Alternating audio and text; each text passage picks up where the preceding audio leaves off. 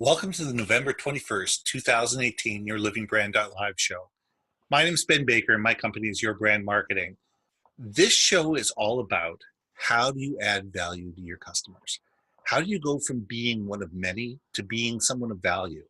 Because when you're valuable to your customers, when they understand how you help them and how you make their life easier, you stop from being a commodity. You stop being just another bid or just another price. And you start being someone that they want to deal with, someone that has value to them. And that's what this show is about. This show is about how do you add value in a way and how do you communicate that in a way that people understand why they should do business with you. Now, this week we have Carol Roth on the show. Carol and I have known each other for years via social media, and we finally got a chance to get on the radio and actually talk to one another.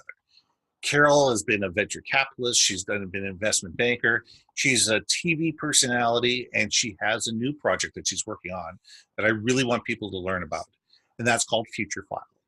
So sit back, enjoy the show, and I'll be back when we're done. Carol, thanks for being on my show this afternoon. How have you been?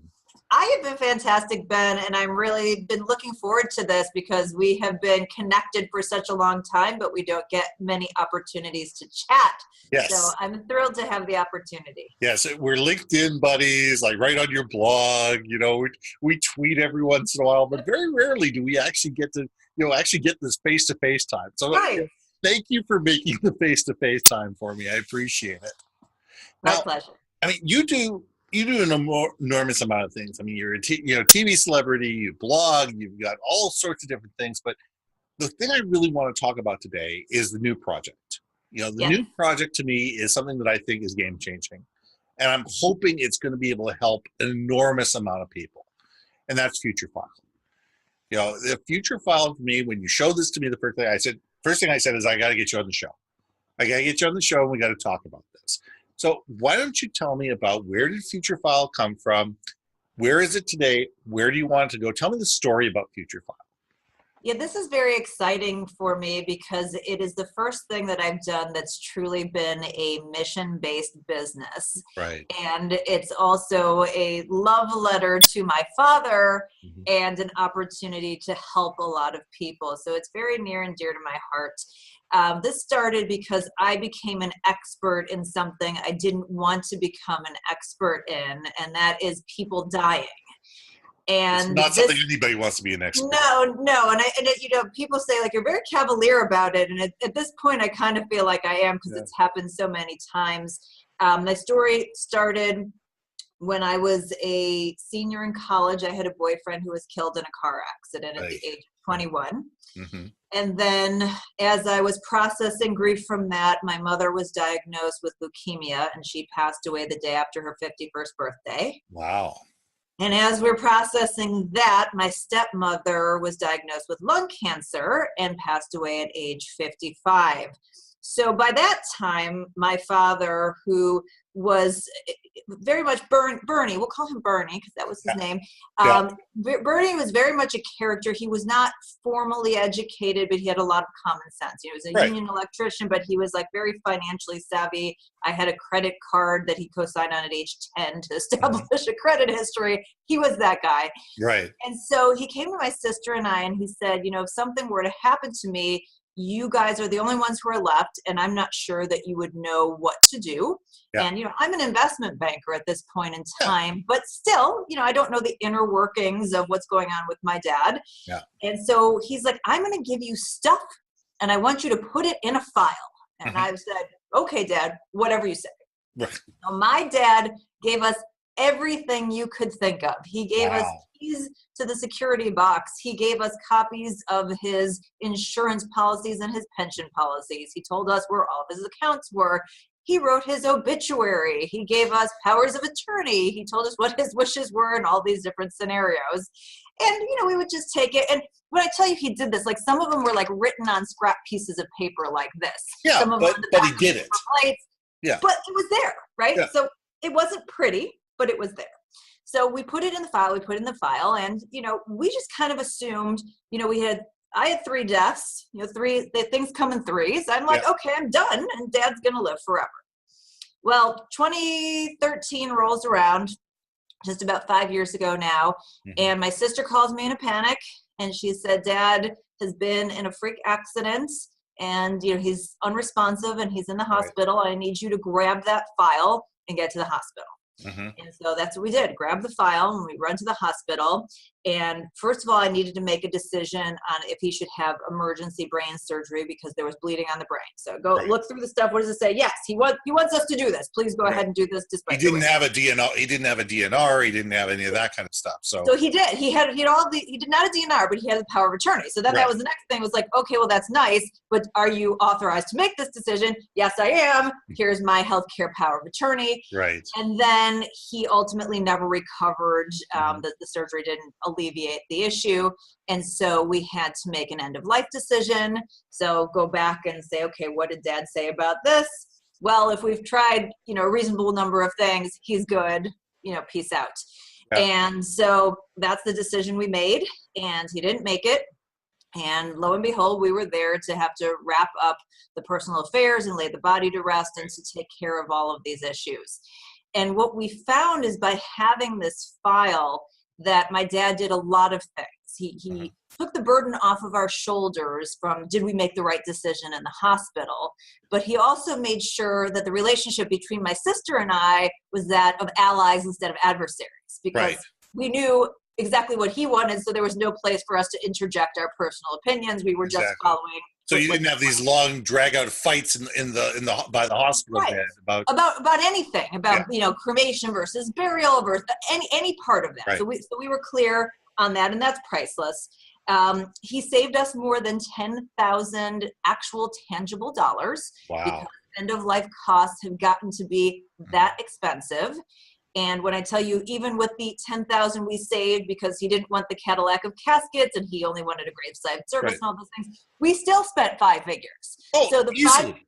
So the 5 figures that we spent above and beyond the savings, he had put end of life insurance in place, so that was covered. Right. We didn't have to worry about that. And then for me, the biggest issue is that he saved us hundreds of hours of time because he was not particular. He was organized and thinking about these things, but he was not physically organized. Exactly. I inherited that from him, by the way. And so to find, that's why you have a great team. Yeah, exactly. Yeah. So that, that's, the keys to the safety deposit box, where the accounts were. Did we know where all the accounts were? Where the cash that he had hidden, in the house, which, oh, by the way, was a treasure hunt to find. And all of these things, we knew where to find it. We knew that we had everything, that there wasn't anything we were missing. Right. And it literally saved us hundreds of hours of time, because wrapping up personal affairs is just one of those things that is just an incredible burden. And so in going through this, as we would tell our story to friends and family, they wouldn't say, oh, that was so nice that your dad did that for you. They would say, oh my God, I need to do that. Yeah. I need to do this for my kids. I need to do this for my spouse who has no idea what's going on in the household. I need to do this for my aging parents, whoever it was in their life that they felt like, they needed some help with. And so we saw that there was a need in the market. And on the other side of things, on my husband's side of the family, we were dealing with my father-in-law who was aging, right, and going through leaving his house and moving him into assisted care. And so we wanted this to not just be about passing, but we wanted it to be preparation for aging, for emergencies. Right now we're dealing with all kinds of natural disasters. So look at Florence. I mean, you never know what's going to happen. Exactly. So whether it's your house is on fire, you've got a hurricane, a tornado, somebody's not as sharp mentally, or they pass away, your family now knows exactly what to do, and they have access to everything in one place that's easily grabbable. And that's what we decided to create.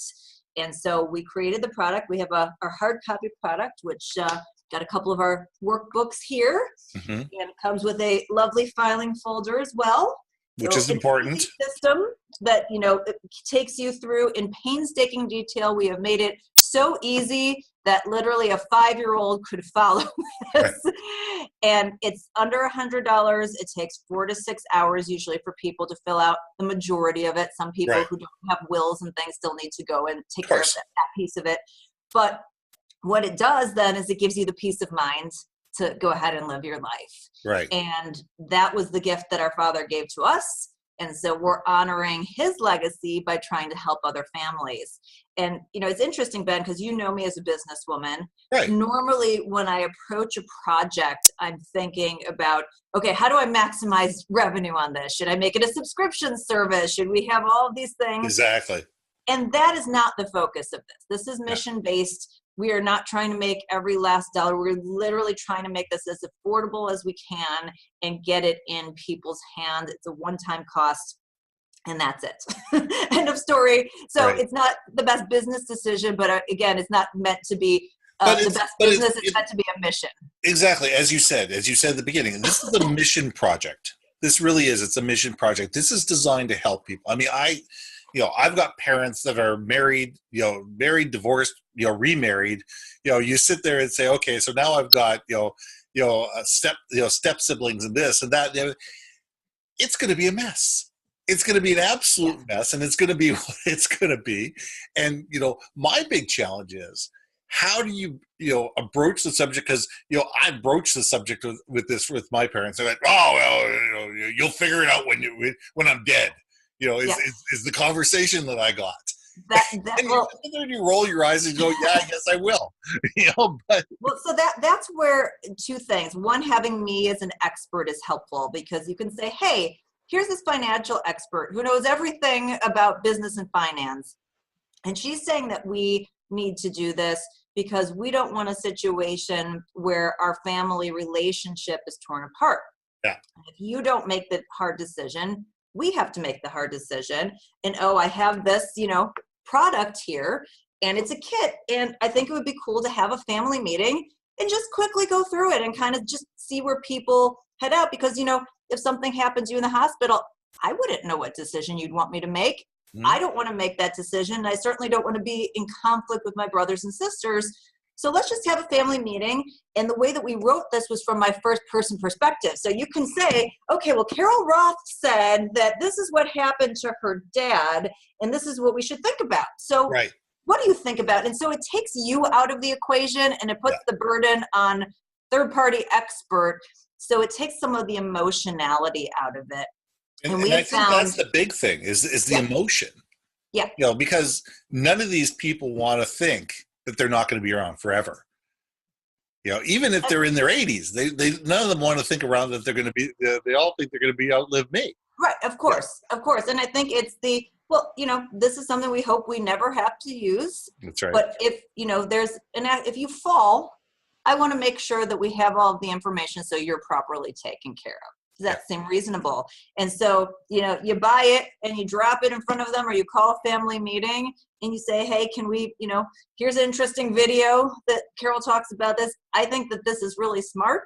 And I want to make sure you get all of your brothers and sisters to team up and go, listen, guys, if we don't do this now, we're going to be like this later. And so let's spend a couple hours now to avoid hundreds of hours of, adversarial interactions. End up costing you a bunch of money, a bunch of grief. And you're not going to, whenever it, God forbid, happens, you're not going to have the time then to deal with it. So why are you going to spend exponential amounts of time then on something that's now, it's kind of like getting, insurance for your house. Like, you don't think your house is going to burn down, but that doesn't mean you don't get fire insurance, right? And you certainly don't get it when your house is on fire, because it's going to be null and void then anyway. So. Yeah, right, exactly. So it's, it's just a logical thing. And I think that for people like yourselves and, others out there who have aging parents, it's a no-brainer. Yeah. But also, if you have kids, or if you have a spouse, or if you're somebody who's single and nobody knows what to do because you don't have that person there, or if you're a pet parent, that's been a big thing too, is that people are putting it, different things in place for their pets and instructions and whatnot. If there's just somebody that you care about, you're not doing this for yourself because you'll be out. You're doing this for the people who are left behind.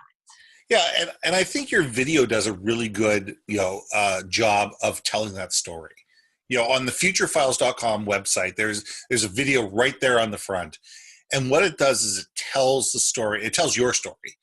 And I think it tells it well. And it shows how this makes life easier. And that's what it's about.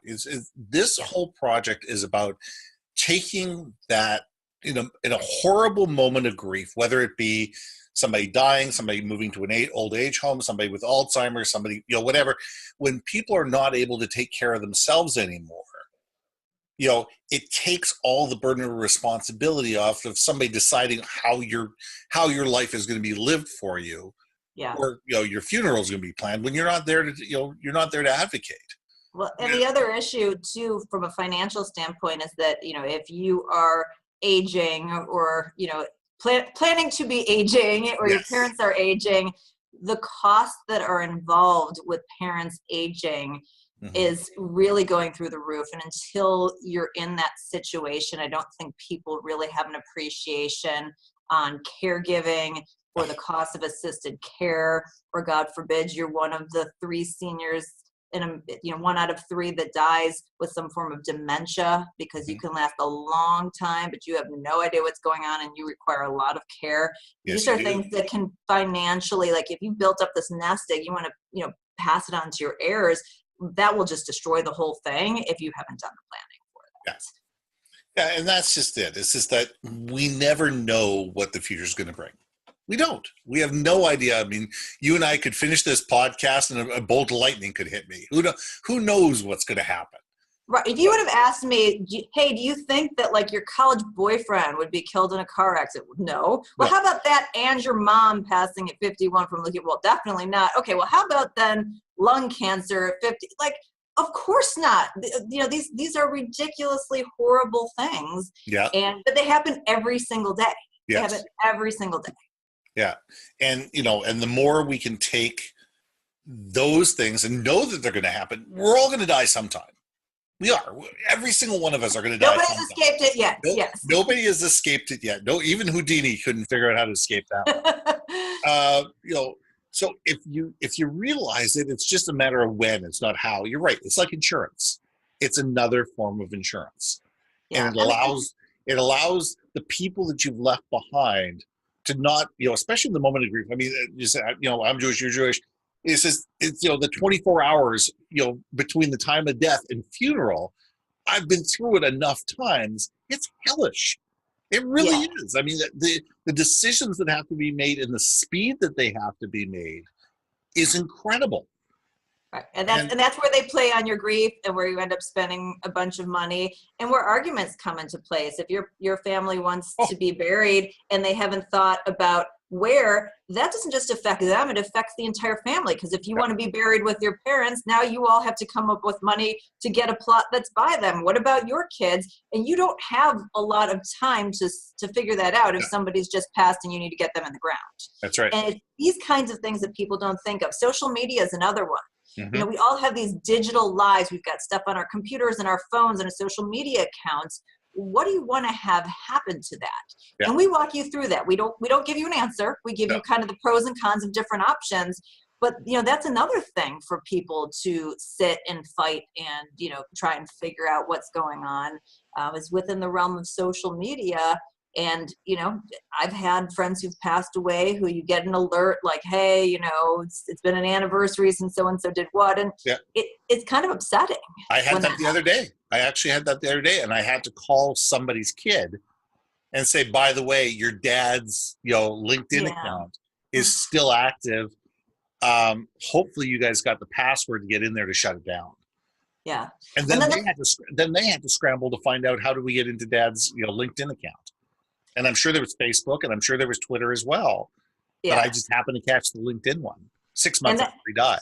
And that's the one that people are okay with seeing. But what about all the stuff that maybe you don't want to see? I mean, one of the funny things that was talked about recently in the U.S. when John McCain passed away was that, he didn't want certain people at his funeral. I won't get into who or what, but, and I said, that's really common. My dad didn't want certain people at his funeral either. And so whether you're in the hospital or a funeral or, stuff on your computer that maybe you don't want your kids to see, think through that, because that's also something that can bring, a lot of sort of emotional scarring, that all of a sudden the kid's going through the computer files and it's like, whoa, didn't want to see that one, Dad. So, let's just delete that whole directory and not think about it. Okay. Yeah. So, it's just one of those things that if you're thoughtful about it now, and it doesn't take forever. When we did our beta testing, most people took 4 to 6 hours to get 80+% of it done. And that was what they felt they needed. That's not a lot of time, and it's not a lot of money to do that. So how are you best communicating this? I mean, it's a touchy subject. It really is. I mean, it's most people, as we've discussed over the last 15, 20 minutes, have this aversion to death. They really do. They get the heebie-jeebies. They don't want to talk about it. They don't want to think about it. Besides the video that you have on your website, what is the best way that you found that you've been able to reach the best amount of people to get them to sit there and say, okay, this is at least something I should have a conversation with my family about? Yeah, so while futurefile.com has that video as you're talking about, I've done a lot of other media. So I've been on network television in the United States. I've written a lot of articles and tying it into something that's going on. So when Aretha Franklin passed away and she had $80 million in assets and no will, I got a lot of phone calls from people saying, hey, could you come on and talk about why this is important? And so it gave people sort of an opportunity to open up that discussion. Right now, we're working on a piece with the hurricanes about documents that you need to prepare for natural disasters and emergencies. And then just my personal story. I think when people hear the story, and again, from somebody who is financially savvy, who has I've raised billions of dollars in capital and done mergers and acquisitions, and former corporate finance professional. If I'm somebody who needed somebody else to put that together in order to go through the process, well, everybody else can put themselves in that situation and go, yeah, this is probably something that we need. And I just don't think until I start listing some of the things, the doctor who couldn't find the key to the security deposit box at the bank, and it took them 6 months to find it. They went to the bank and they said, here's the death certificate. Can we get in? And they said, where's the key? And says, well, we don't have it. Do you have one? They go, no, that's what a safety deposit box is. Nobody has the key, just you. Let me guess. Here's the drill. Well, that's the option, is a drill that costs you drill it out and you pay the $300, $400, $500 to replace the box, and that's it. And those are your options. So they spent 6 months trying to find that, and they're like, we're not doing that again, sold. And once somebody's been through it, it's a no-brainer. Somebody's been through it. We had another woman who's fairly well known just talk about it on Twitter. She's in her 40s and she had a pulmonary embolism earlier this year. Wow. And knock on wood, she survived, but she's like, oh my God, now I realize this, and she's bought it for herself and for family members. So if something's happened, it's people get it. It's for people that haven't had it happen yet, that the storytelling and the tying it into other people's stories, I think has been the most effective communication for us. Well, I mean, stories are the best way to get a message across, because people don't, connect with facts. They connect with stories. The fact that so many people die without will, blah, blah, blah, blah, blah. It doesn't resonate as well as, my father died and left me this box, and with it, I saved $10,000, and my sister and I didn't go, 10 rounds and toe to toe. That's a story. And that story helps, bring people together and bring people to the table and see the value of what you're doing. And I think that's important. 100%. And we let people participate too. We've actually been very successful going into churches and having, sort of the parishioners come together. Nice. And even in like areas that are lower income, that don't have a lot of assets, there's still a lot of things to fight about. And for them, it's even more critical, right?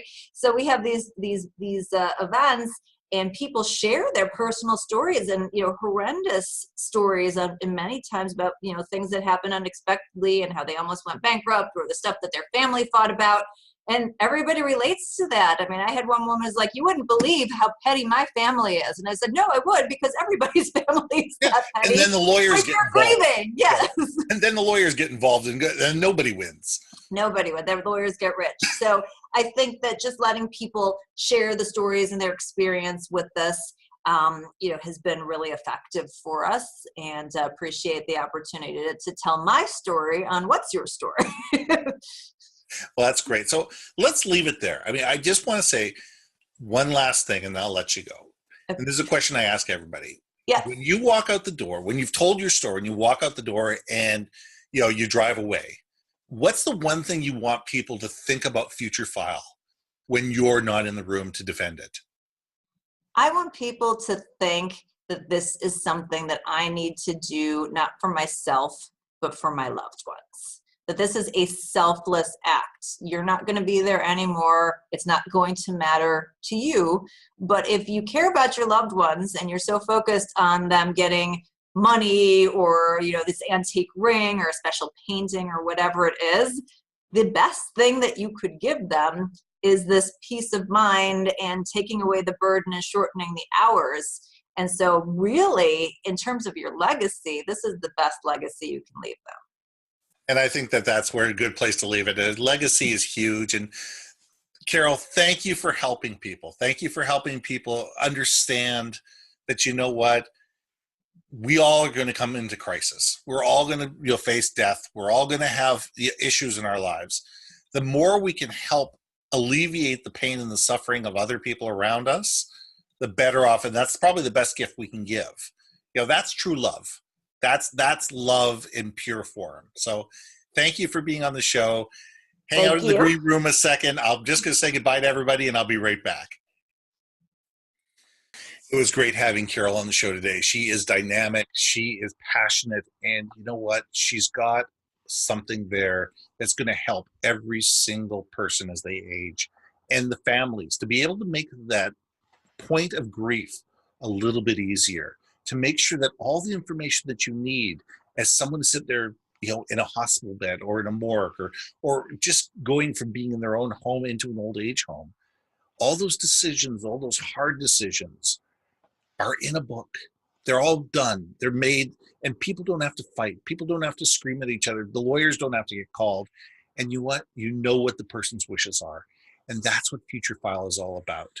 Now, my name is Ben Baker, and my company is Your Brand Marketing. 9 to 5, Monday to Friday, we work with our clients to consult, to do workshops and keynote addresses on brand, message, market, vision, value. We want to be the storyteller of your brand. We want people to understand why you are valuable to them.